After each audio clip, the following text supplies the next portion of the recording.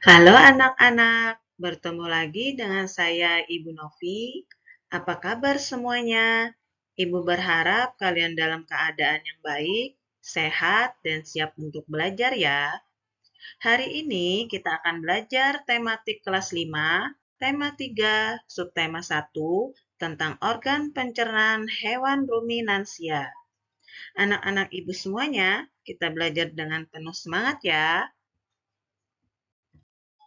Anak-anak ibu yang hebat, apakah kalian tahu apa itu hewan ruminansia dan juga contohnya?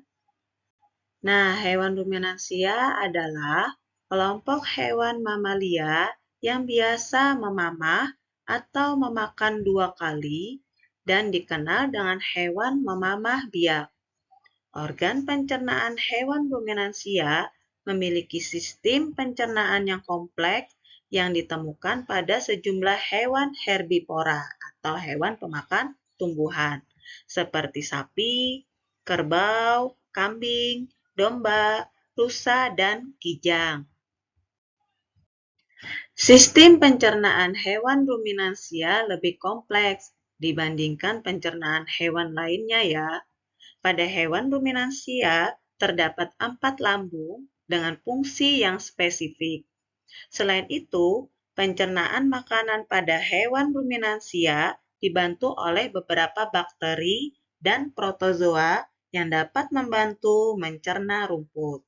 Nah, jadi lambung sapi atau hewan ruminansia itu ada 4 ya, Nak.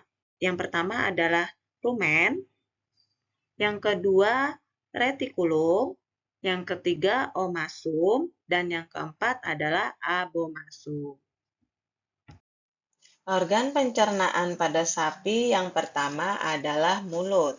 Di dalam mulut terdapat gigi, lidah, dan saliva.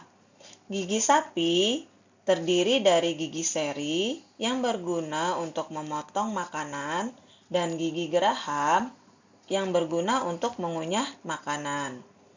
Lidah sapi berguna untuk merenggut rumput dan mendorong makanan yang sudah dikunyah menuju lambung.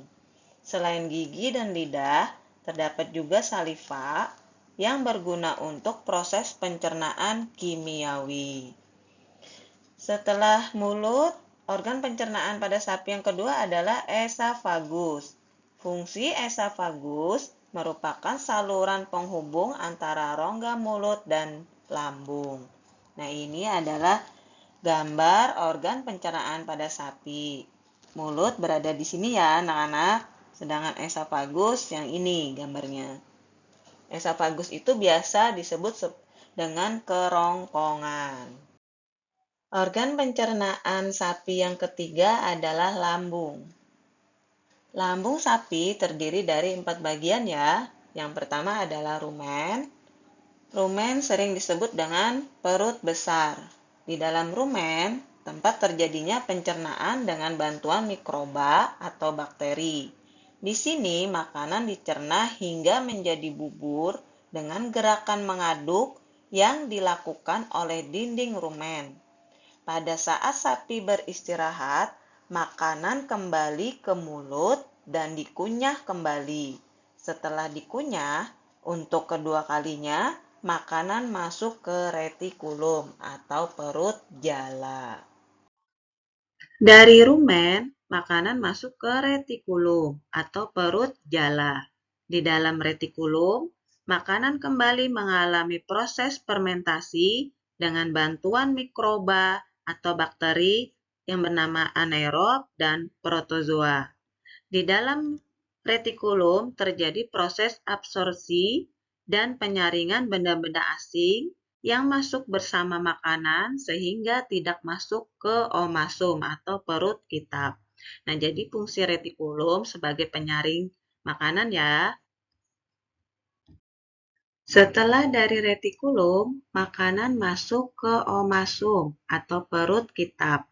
Di dalam omasum, makanan dicerna dengan bantuan enzim pencernaan. Selanjutnya, makanan masuk ke abomasum atau perut masam. Perut bagian inilah yang disebut dengan lambung sejati sapi. Di sini, makanan dicerna dengan bantuan enzim pencernaan yang bernama pepsin yang dihasilkan oleh abomasum. Setelah melewati seluruh proses pencernaan makanan di dalam abomasum, makanan selanjutnya masuk ke usus halus. Panjang usus halus seekor sapi dewasa dapat mencapai 40 meter.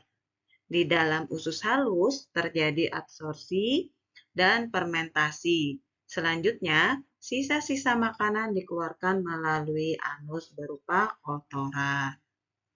Nah, jadi proses pencernaan hewan ruminasia dimulai dari mulut. Dari mulut masuk ke esofagus yang sering disebut dengan kerongkongan. Selanjutnya, makanan masuk ke rumen. Setelah sapi beristirahat, makanan dikeluarkan lagi ke mulut untuk dikunyah kedua kalinya. Selanjutnya masuk ke retikulum. Dari retikulum, makanan masuk ke omasum. Dari omasum, makanan masuk ke abomasum. Nah, dari abomasum ini, makanan didorong ke usus halus. Panjang usus halus sapi dewasa itu bisa mencapai 40 meter ya. Dan selanjutnya, sisa-sisa makanan dikeluarkan melalui anus berupa kotoran. Demikian tadi anak-anak pembahasan kita mengenai organ pencernaan pada sapi. Sampai jumpa dan terima kasih.